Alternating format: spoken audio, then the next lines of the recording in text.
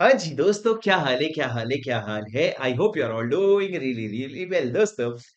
Sir, हमारा कल के दिन ऑल इंडिया मॉक टेस्ट खत्म हुआ, जहां करीबन करीबन 2200 students have submitted there paper, जिनकी पेपर चेकिंग में गई है। अब अगले वीडियो में मैं आप लोगों को बताऊंगा कि किस तरीके से आप क्या मिस्टेक्स बच्चों ने किए commonly, all India mock test में बच्चों का स्कोर क्या रहा, कितने बच्चों ने एग्जामिशन लाया। ये सारा एनालिटिक्स मैं आपको अगले 4-5 दिन के अंदर दूंगा, क्योंकि पेपर चेकिंग फुल फ्लेजेड चल रही है। लेकिन दोस्तों, अब तुम्हारे एग्जाम को बचते हैं हार्डली 10 दिन सर, और दिल ऐसा धक धक धक धक धक धक कर रहा होगा कि क्या करूं क्या नहीं करूं।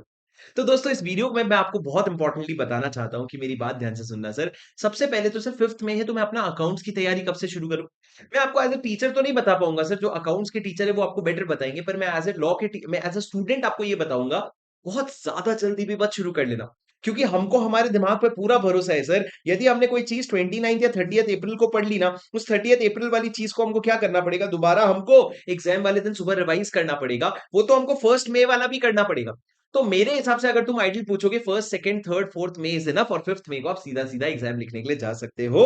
No problem, no problem. उसके पहले क्या करूं सर, मैं मानता हूं कि जो बच्चे ने लॉ पढ़ लिया है ऑल इंडिया मॉक टेस्ट के लिए, तुम्हारा लॉ तो खत्म हो गया।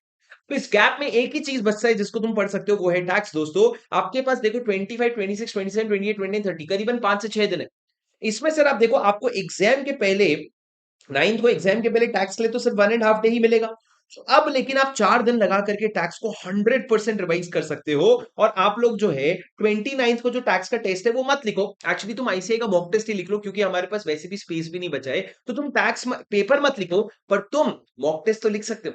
तो तुम लोग 29 को एक टैक्स का मॉक टेस्ट लिख लो सर, क्योंकि टैक्स बहुत रुलाता है आप लोगों को। तो आप 29 को टैक्स का मॉक टेस्ट लिख लेना। पर उसके लिए 4 दिन अभी ईमानदारी से टैक्स पढ़ लो। उसके बाद आप लोगों को 5 से 6 दिन अकाउंट्स पढ़ने को लगेगा। देखो दोस्तों, मेरे लिए ना तुम्हारा अकाउंट्स का पेपर बहुत अच्छा जाना और टैक्स का पेपर बहुत अच्छा जाना मेरे लिए उतना ही जरूरी है जितना लॉ का पेपर जाना जरूरी है। क्योंकि तुम लॉ में एग्जेम्पशन लाओ और बाकी में कम आए, वो मुझे नहीं चलेगा। मुझे चाहिए तुम लॉ में कुछ भी ले आओ, तीनों सब्जेक्ट में अच्छे मार्क्स लाके एग्रीगेट बना के पास हो जाओ। ये हमारा विजन है, ये नहीं कि तुमको लॉ में 90 आ रहे हैं क्या। तो मैं चाहता हूं सर, आप लोग प्लानिंग में कोई गड़बड़ ना करो अभी। जो तुमसे भूल चुके हो, जो हो चुका है, वो सब छोड़ दो। अभी तुम लोग सिर्फ फोकस करो कि बचे हुए समय में क्या अच्छा कर सकता हूँ। और दोस्तों, मैं बताता हूँ, ये जो लास्ट का बहुत छोटा सा समय होता है ना, ये बहुत क्रूशियल होता है। यदि आप यहाँ पे किसी भी तरह का नेग्लिजेंस करेंगे तो ये आपको बहुत लंबा कॉस्ट करेगा।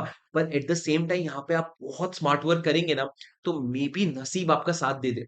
जैसे कि मान लो, माना कि आपसे कुछ टॉपिक्स छूटेंगे, पर यदि वो आपको क्या पता कि वो एग्जाम में आएंगे कि नहीं।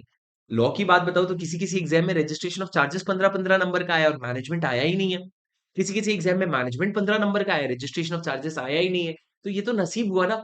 तो आपका थोड़ा नसीब भी आपके साथ चलेगा। तो कोशिश करो कि आप इतनी मेहनत कर रहे हो कि सर आपके शायद नसीब आपसे टकरा जाए और रिजल्ट जो है आपके फेवर में आ जाए। बस अभी रुकना नहीं है सर।